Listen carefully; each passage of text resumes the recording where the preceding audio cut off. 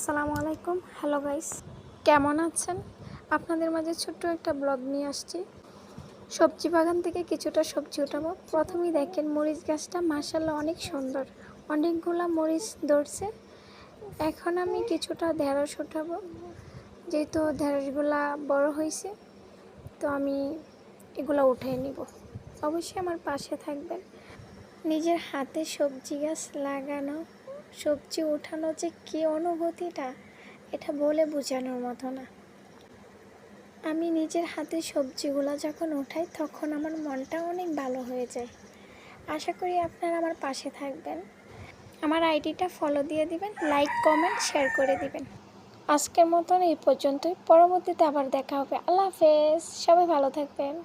আসসালামু আলাইকুম। Hello guys, কেমন আছেন?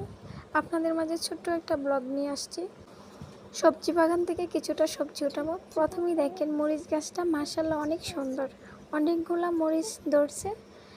এখন আমি কিছুটা ঢেঁড়স উঠাবো, যেহেতু ঢেঁড়সগুলা বড় হয়েছে, তো আমি এগুলো উঠিয়ে নিব।